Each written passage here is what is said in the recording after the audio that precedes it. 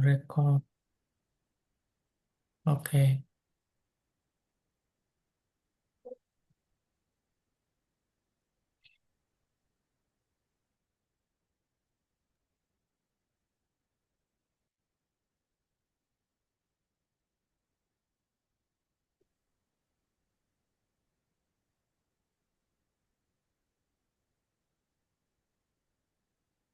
ಎಲ್ರಿಗೂ ನಮಸ್ಕಾರ.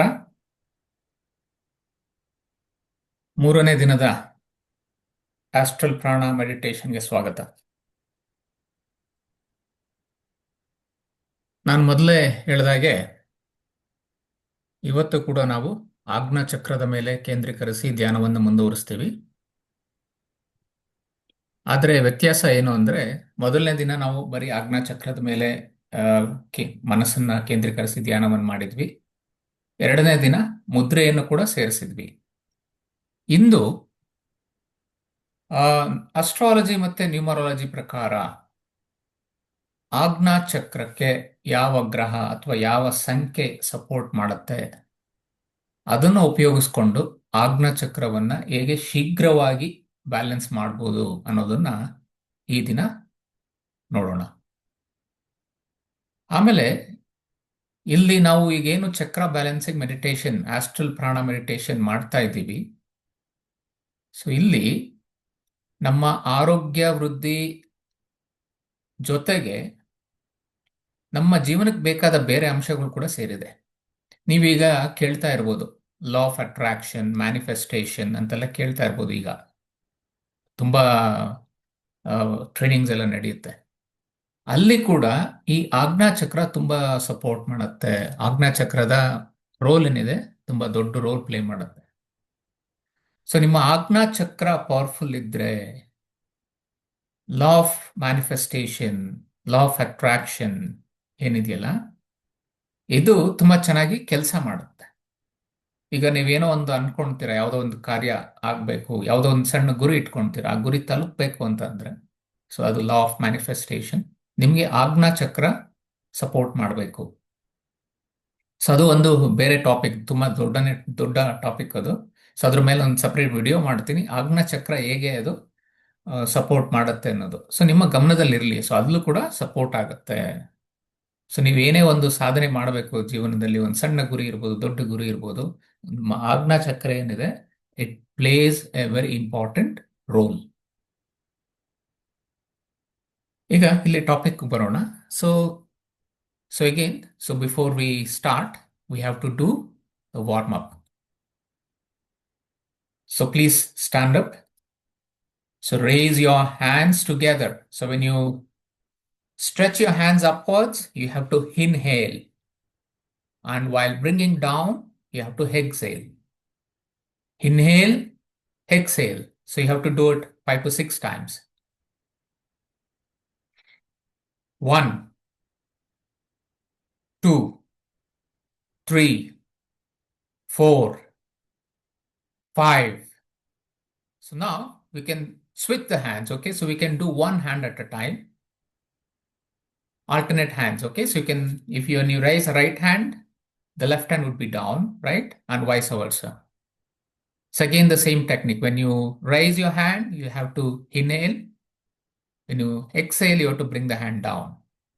So repeat this 5 to 6 times.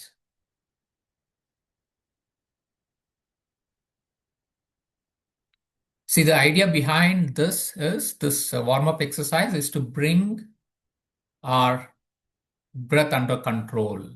So ಉಸಿರಾಟ ನಮ್ಮ ಕಂಟ್ರೋಲ್ಗೆ ಬರೋ ಥರ, ನಮ್ಮ ಸೀಮಿತಕ್ಕೆ ಬರೋ ರೀತಿ ಮಾಡಿಕೊಳ್ಳೋದು. ಮೆಡಿಟೇಷನ್ ಮಾಡೋದಕ್ಕೆ ಅದು ಮುಖ್ಯ. ಸ್ಥಿಮಿತದಲ್ಲಿರಬೇಕು ನಮ್ಮ ಉಸಿರಾಟ. Okay. So next second warm up. So ಇದನ್ನು ನೀವು ಕೂತ್ಕೊಂಡು ಮಾಡ್ಬೋದು. ಸೊ ನಿಧಾನವಾಗಿ ಉಸಿರು ತಗೊಳ್ಳಿ until your stomach is full. ನಿಧಾನವಾಗಿ ಉಸಿರು ತಗೊಳ್ಳಿ, ನಿಮ್ಗೆ ಎಷ್ಟು ಸಾಧ್ಯ ಆಗುತ್ತೋ ಅಷ್ಟು. ಉಸಿರು ನಿಮ್ಮ ಹೊಟ್ಟೆವರೆಗೂ ತಲುಪಬೇಕು, ಹಾಗೆ ಉಸಿರಾಡ್ಬೇಕು ನೀವು. And exhale slowly. Inhale. Exhale.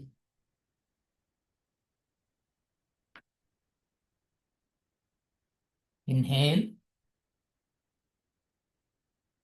Exhale. Inhale. Exhale. Inhale. So continue this, continue this.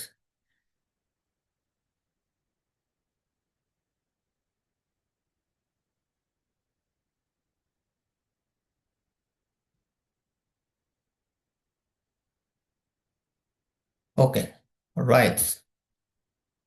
So now, so what we're going to do is we're going to focus on Agna Chakra. Please close your eyes. ಆರಾಮ ಕೂತ್ಕೊಳ್ಳಿ.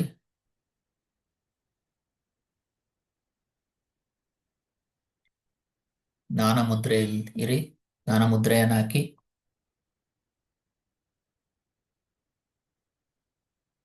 ನಿಮ್ಮ ಉಸಿರಾಟವನ್ನು ಗಮನಿಸಿ.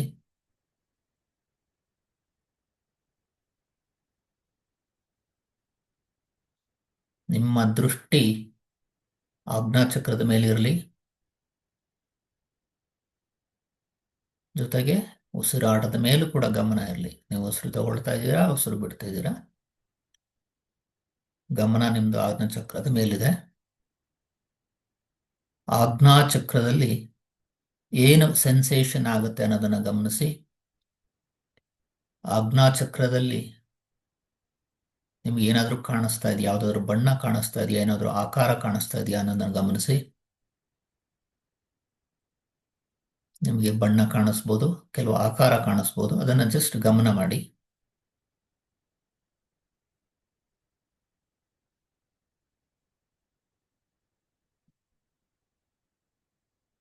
Just focus, no reaction, just focus. ಅಲ್ಲಿ ಏನು ಕಾಣಿಸುತ್ತೆ just focus ಮಾಡಿ ಅಷ್ಟೆ, reaction ಬೇಡ.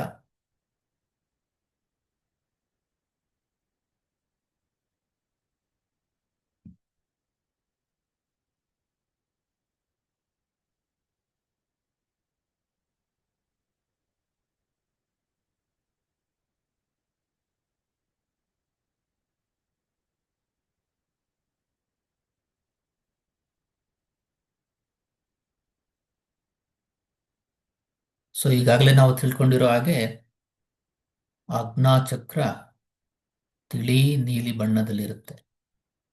ನಮಗೆ ಈಗಲೇ ಆ ಒಂದು ತಿಳಿ ತಿಳಿ ನೀಲಿ ನೀಲಿ ಬಣ್ಣ ಕಾಣಿಸ್ತಾ ಇರ್ಬೋದು. Just focus. ನಿಮ್ಗೆ ಏನು ಕಾಣಿಸ್ತಾ ಇದೆ ಅದನ್ನು ಅಬ್ಸರ್ವ್ ಮಾಡಿ. ರಿಯಾಕ್ಟ್ ಮಾಡೋದು ಬೇಕಿಲ್ಲ. ಆಮೇಲೆ ಇದರ ಮಂತ್ರ ಓಂ.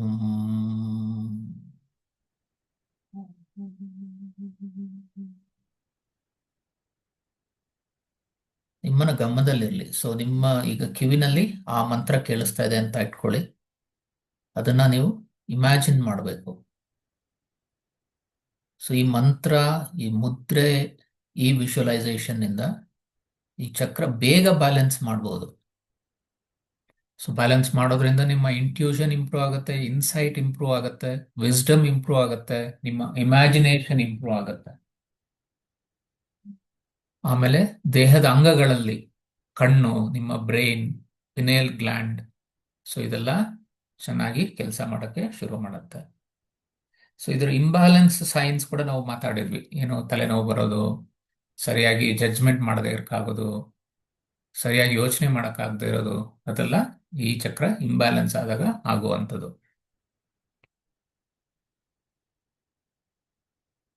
ಸೊ ಈಗ ನೀವು ಫೋಕಸ್ ಮಾಡ್ತಾ ಇದ್ದೀರಾ.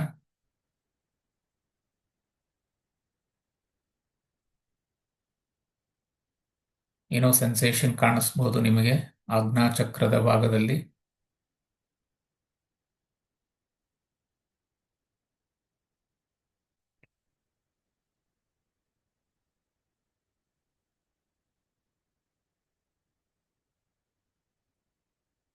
ಅಲ್ಲಿ ಏನು ಕಾಣಿಸ್ತಾ ಇದೆ ಅದನ್ನ ಮೇಲೆ ಗಮನ ಕೇಂದ್ರೀಕರಿಸಿ. ಯಾವ ಬಣ್ಣ ಕಾಣಿಸ್ತಾ ಇದೆ ಅಥವಾ ಏನ್ ಲೈಟ್ ಕಾಣಿಸ್ತಾ ಇದೆಯಾ? ಕೆಲವೊಬ್ರಿಗೆ ಲೈಟ್ ಕಾಣಿಸ್ಬೋದು, ಕೆಲವೊಬ್ರಿಗೆ ಸುಮ್ಮನೆ ಕಪ್ಪು ಬಣ್ಣ ಒಂದು ಬಿಂದು ಕಾಣಿಸ್ಬೋದು. ಸೊ ಏನು ಕಾಣಿಸ್ತಾ ಇದೆ ಅದನ್ನ ಅಬ್ಸರ್ವ್ ಮಾಡಿ. ಆಮೇಲೆ ನೀವು ಉಸಿರಾಟ ಏನು ಆಡ್ತಾ ಇದ್ದೀರಲ್ಲ, ಅದ್ರ ಜೊತೆಗೆ ಆ ನಿಮಗೇನು ಕಾಣಿಸ್ತಾ ಇದೆ ಅದು ಸಿಂಕ್ರೊನೈಸ್ ಆಗುತ್ತೆ. ನೀವು ಉಸಿರು ತಗೊಂಡಾಗ ಸ್ವಲ್ಪ ದೊಡ್ಡದಾಗೋದು, ಉಸಿರು ಬಿಟ್ಟಾಗ ಸಣ್ಣ ಆಗೋದು, ಆ ರೀತಿ ಒಂದು ಸಿಂಕ್ರೊನೈಸೇಷನ್ ಇರುತ್ತೆ. ಅದನ್ನ ಅಬ್ಸರ್ವ್ ಮಾಡಿ.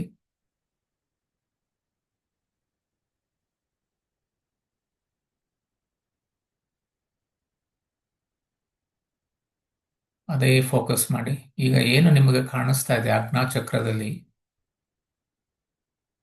ಆ ಒಂದು ಬಣ್ಣ ಪೂರ್ತಿ ನಿಮ್ಮ ದೇಹವನ್ನ ಆಕ್ರಮಿಸ್ತಾ ಇದೆ, ನಿಮ್ಮ ದೇಹದ ಸುತ್ತಲೂ ಹರಿ ಹಸಿರಿಸ್ತಾ ಇದೆ ಅನ್ನೋದನ್ನ ನೋಡಿ ನೀವು. ನಿಮ್ಮ ತಲೆ ಭಾಗದೆಲ್ಲ ಕಾಣಿಸ್ತಾ ಇದೆ. ನೀವು ಎಲ್ಲಿ ಗಮನ ಮಾಡಿದ್ರು ಅಲ್ಲಿ ಅದೇ ಬಣ್ಣ ಇದೆ. ನಿಮ್ಮ ತಲೆಯ ಭಾಗದಲ್ಲಿ, ತಲೆಯ ಹಿಂಭಾಗ, ತಲೆಯ ಅಕ್ಕಪಕ್ಕ, ನಿಮ್ಮ ಭುಜ, ನೀವು ಹೇಗೆ ಕೂತಿದ್ದೀರೋ ಅದೇ ಆಕಾರದಲ್ಲಿ ಅದೇ ಬಣ್ಣ ಎಲ್ಲಿ ನೋಡಿದ್ರು ನಿಮಗೆ ಕಾಣಿಸ್ತಾ ಇದೆ. ಎಲ್ಲಿ ಅಬ್ಸರ್ವ್ ಮಾಡಿದ್ರು ಅಲ್ಲೇ ಅದು ಆ ಬಣ್ಣ ಇದೆ. ನಿಮ್ಮ ಗಮನನ ನೆತ್ತಿಯ ಭಾಗಕ್ಕೆ ತಗೊಂಡು ಬನ್ನಿ. ಅದು ಸಹಸ್ರಾರ, ಅದು ಮುಂದೆ ಬರುತ್ತೆ.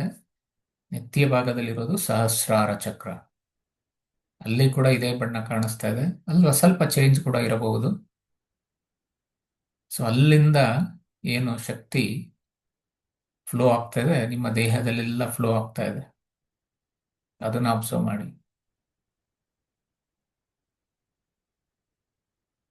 ನಿಮ್ಮ ಸಹಸ್ರಾರದಿಂದ ಆಜ್ಞಾ ಚಕ್ರದಿಂದ ಹಾಗೆ ಪೂರ್ತಿ ನಿಮ್ಮ ದೇಹದಲ್ಲೆಲ್ಲ ಆ ಶಕ್ತಿ ಫ್ಲೋ ಆಗ್ತಾ ಇದೆ.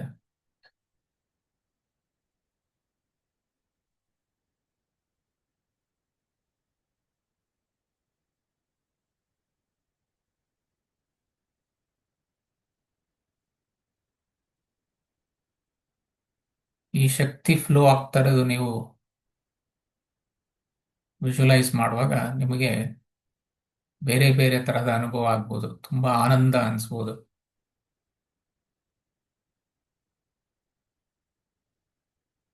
ಆಮೇಲೆ ಇದೇ ರೀತಿ ನೀವು ಪ್ರತಿಯೊಂದು ಭಾಗವನ್ನು ನೋಡ್ತಾ ಹೋದಾಗ ನಿಮ್ಮ ದೃಷ್ಟಿಲಿ, ಅಂತರ್ದೃಷ್ಟಿಯಲ್ಲಿ ಎನರ್ಜಿ ಫ್ಲೋ ಆಗ್ತಾ ಇರೋದು ನಿಮ್ಮ ಗಮನಕ್ಕೆ ಬರುತ್ತೆ. ಸೊ ಯಾವುದೇ ಭಾಗದಲ್ಲಿ ನಿಮಗೆ ಡಾರ್ಕ್ ಕಲರ್ ಅಂದ್ರೆ ಕಪ್ಪು ಬಣ್ಣ ಕಾಣಿಸಿದ್ರೆ ಅಲ್ಲಿ ಎನರ್ಜಿ ಇಂಬ್ಯಾಲೆನ್ಸ್ ಆಗಿದೆ. ಈಗಾಗಲೇ ನಾವು ಡಿಸ್ಕಸ್ ಮಾಡಿದ್ದೀವಿ. ಸೊ ಅಲ್ಲಿ ಫೋಕಸ್ ಮಾಡಿದ್ರೆ ಅಲ್ಲಿಗೆ ಎನರ್ಜಿ ತುಂಬಾ ಫ್ಲೋ ಆಗುತ್ತೆ, ಜಾಸ್ತಿ ಫ್ಲೋ ಆಗುತ್ತೆ. ಸೊ ಅಲ್ಲಿರುವಂತ ಇಂಬ್ಯಾಲೆನ್ಸ್ನ ಕ್ಯೂರ್ ಮಾಡುತ್ತೆ. ಸೊ ನಿಮ್ಗೆ ಯಾವುದೇ ಭಾಗದಲ್ಲಿ ಎನರ್ಜಿ ಬೇಕು ಅಂದ್ರೆ ನೀವು ಜಸ್ಟ್ ಫೋಕಸ್ ಮಾಡಬೇಕು, ಅಬ್ಸರ್ವ್ ಮಾಡಿ, ಎನರ್ಜಿ ಅಲ್ಲಿ ಫ್ಲೋ ಆಗುತ್ತೆ. ಸೊ ನೀವೇನ್ ಬಣ್ಣ ನೋಡ್ತಾ ಇದ್ದೀರಲ್ಲ ಅಲ್ಲಿ ಫೋಕಸ್ ಆಗುತ್ತೆ. ಅಲ್ಲಿ ಏನು ನಿಮ್ಗೆ ಡಾರ್ಕ್ ಕಲರ್ ಕಾಣುತ್ತೆ ಅದು ತಿಳಿಯಾಗುತ್ತೆ. ಅದನ್ನ ಅಬ್ಸರ್ವ್ ಮಾಡಿ.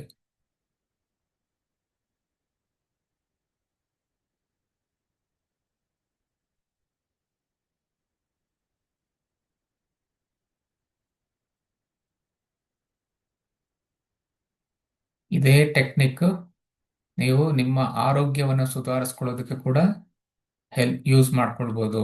ಈಗ ನಿಮಗೆ ಹೊಟ್ಟೆಯಲ್ಲಿ ತೊಂದರೆ ಇರ್ಬೋದು ಅಥವಾ ಕೈಕಾಲುಗಳಲ್ಲಿ ತೊಂದರೆ ಇರ್ಬೋದು. ಸೊ ಜಸ್ಟ್ ನೀವು ಆ ಭಾಗದಲ್ಲಿ ಫೋಕಸ್ ಮಾಡಿದ್ರೆ ನಿಮ್ಮ ಎನರ್ಜಿ ಫ್ಲೋ ಏನಾಗ್ತಾ ಇದೆಯಲ್ಲ ಆ ಭಾಗದಲ್ಲಿ ಕಾನ್ಸಂಟ್ರೇಟ್ ಆಗತ್ತೆ, ಅಲ್ಲಿ ಎನರ್ಜಿನ ಬ್ಯಾಲೆನ್ಸ್ ಮಾಡುತ್ತೆ.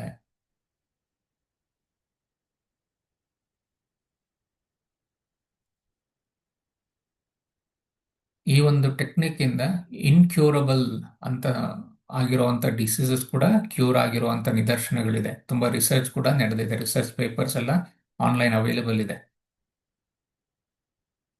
ಸೊ ಡಾಕ್ಟರ್ಸ್ ಸಾಧ್ಯನೇ ಇಲ್ಲ ಅಂತ ಅಂತ ಹೇಳಿರೋ ಕೇಸ್ಗಳೆಲ್ಲ ಈ ಒಂದು ಟೆಕ್ನಿಕ್ ಇಂದ ಕ್ಯೂರ್ ಆಗಿದೆ. Just focus, focus. ಸೊ ಏನು ಕಾಸ್ಮಿಕ್ ಎನರ್ಜಿ ಫ್ಲೋ ಆಗುತ್ತಲ್ಲ, so it flows to the point where you focus. ಮತ್ತೆ ನಿಮ್ಮ ಜಸ್ಟ್ ಫೋಕಸ್ ಮಾಡ್ಬೇಕಷ್ಟೇ, ನೋ ರಿಯಾಕ್ಷನ್ ರಿಕ್ವೈರ್ಡ್. ಏನು ರಿಯಾಕ್ಷನ್ ಮಾಡಬೇಕಾಗಿಲ್ಲ. Energy will take its action, it will balance.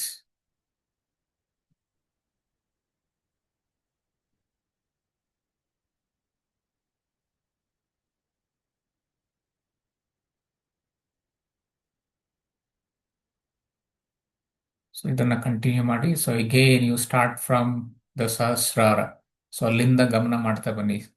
So ಈ flow ಏನಿದೆ ನಿಧಾನವಾಗಿ ಪೂರ್ತಿ ನಮ್ಮ ದೇಹವನ್ನೆಲ್ಲ ಆಕ್ರಮಿಸಿದೆ, ನಿಧಾನವಾಗಿ ಫ್ಲೋ ಆಗ್ತಾ ಇದೆ.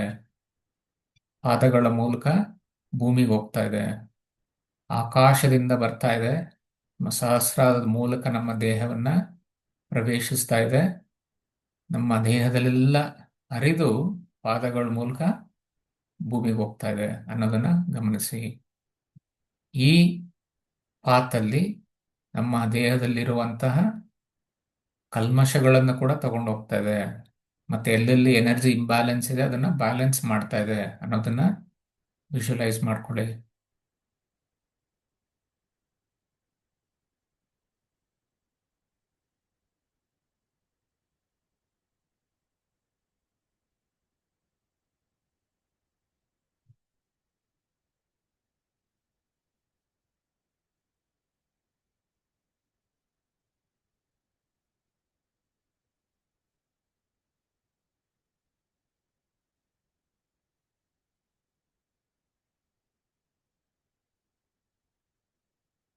ಸೊ ಈಗ ನೀವು ಅಬ್ಸರ್ವ್ ಮಾಡ್ತಾ ಇರುವಾಗ ನಿಮಗೆ ದೇಹದ ಬೇರೆ ಬೇರೆ ಭಾಗದಲ್ಲಿ ಕೂಡ ಸೆನ್ಸೇಷನ್ ಕಾಣಿಸ್ಬೋದು. ನಿಮಗೆ ಸಹಸ್ರಾರದಲ್ಲಿ ಅಂದ್ರೆ ನೆತ್ನಿಯ ಭಾಗದಲ್ಲಿ ಕೂಡ ಸೆನ್ಸೇಷನ್ ಕಾಣಿಸ್ಬೋದು.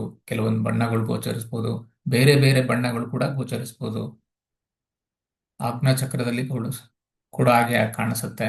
ಸೆನ್ಸೇಷನ್ ಆಗ್ಬೋದು, ನೆವೆ ಆಗ್ಬೋದು. ಸೊ ಜಸ್ಟ್ ಅಬ್ಸರ್ವ್ ಮಾಡಿ, ರಿಯಾಕ್ಟ್ ಮಾಡಬೇಡಿ.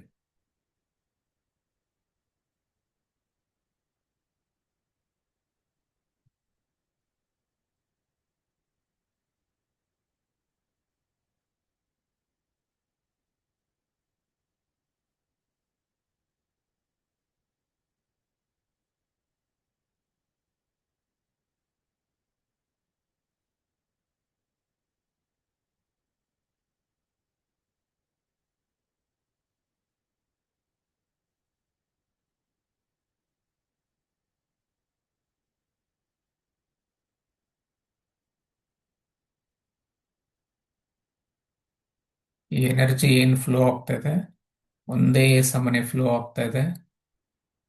ಮನಸ್ಸಿಗೆ ತುಂಬಾ ಆನಂದವಾಗಿದೆ.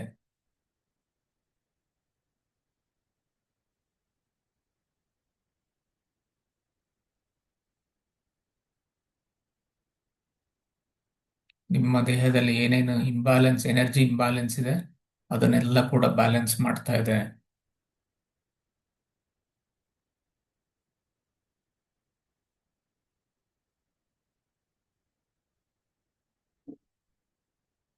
ಸೊ ಎನರ್ಜಿ ಫ್ಲೋ ಆಗ್ತಿದ್ದಂಗೆನೆ ನಿಮ್ಮ ಪ್ರತಿಯೊಂದು ಅಂಗದಲ್ಲಿ ಕೂಡ ಒಂದು ಶಕ್ತಿ ಫೀಲ್ ಆಗ್ತಾ ಇದೆ ನಿಮಗೆ.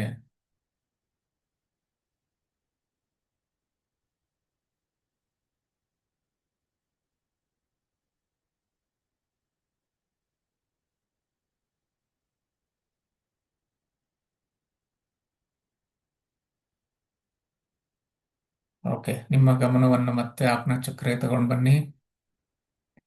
ಎರಡು ಕೈಗಳನ್ನು ಉಜ್ಜಿ ಕಣ್ಣಿನ ಮೇಲಿಟ್ಟು ಕಣ್ಣನ್ನು ಬಿಡಿ.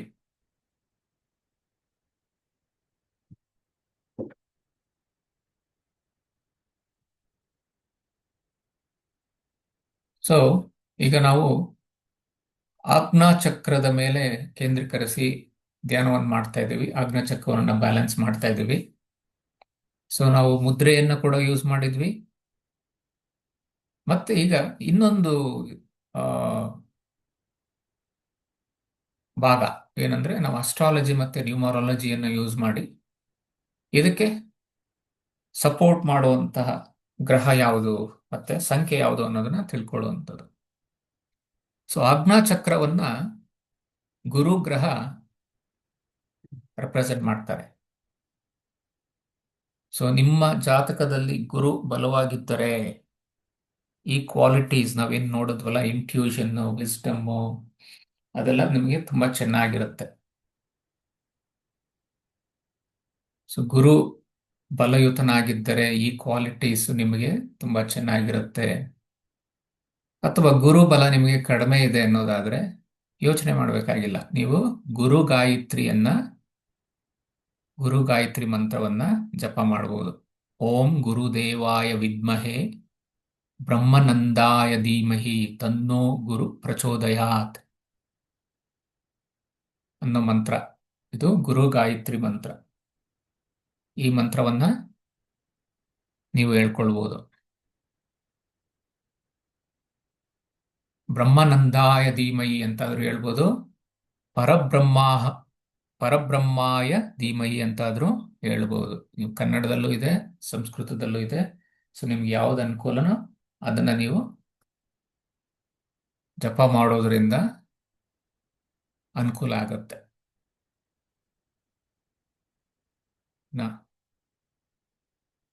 ಹಾಗೆ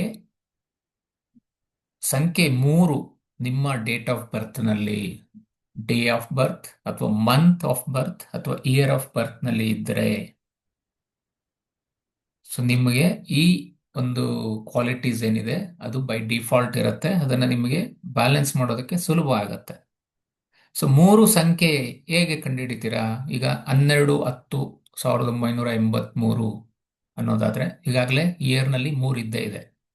ಜೊತೆಗೆ ನೀವು ನಂಬರ್ಸ್ನ ಆಡ್ ಮಾಡಿದಾಗ, ಈಗ 12 1 + 2 ಮಾಡಿದ್ರೆ ಏನಾಗುತ್ತೆ? 3. ಸೊ 3 ಸಂಖ್ಯೆ ಇದೆ ನಿಮ್ಮ ಡೇಟ್ ಆಫ್ ಬರ್ತ್ ಅಲ್ಲಿ. ಅಥವಾ 1983 ಅದನ್ನ ಆಡ್ ಮಾಡಿದ್ರೆ ಕೂಡ 3 ಬರುತ್ತೆ. ಸೊ ಈ ರೀತಿ 3 ಇದ್ರೆ, ಸೊ ನಿಮಗೆ ಈ ಚಕ್ರವನ್ನ ಬ್ಯಾಲೆನ್ಸ್ ಮಾಡೋದು ಸುಲಭ. ಈ ಕ್ವಾಲಿಟೀಸು ನಿಮ್ಮಲ್ಲಿ ಇದೆ, ಅದನ್ನು ನೀವು ರಿಯಲೈಸ್ ಮಾಡ್ಕೊಳ್ಬೇಕು ಅಷ್ಟೇ.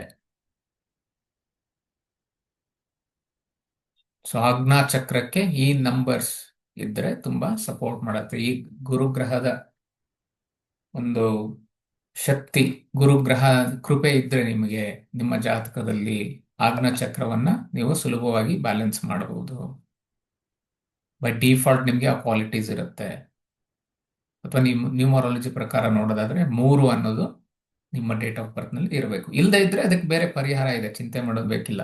ಸೊ ಈಗ ನಾವು ಮಂತ್ರ ಏನಿದೆಯಲ್ಲ ಗುರು ಗಾಯತ್ರಿ, ಅದನ್ನ ಜಪ ಮಾಡಬಹುದು. ಆಗ ಆಜ್ಞಾ ಚಕ್ರವನ್ನು ನೀವು ಬೇಗ ಬ್ಯಾಲೆನ್ಸ್ ಮಾಡಬಹುದು.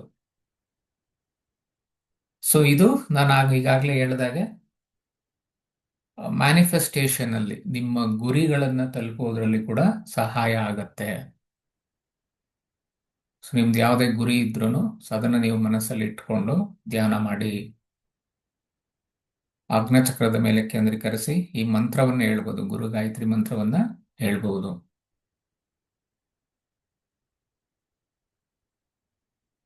ಏನಾದರೂ ಪ್ರಶ್ನೆಗಳಿದೆಯಾ?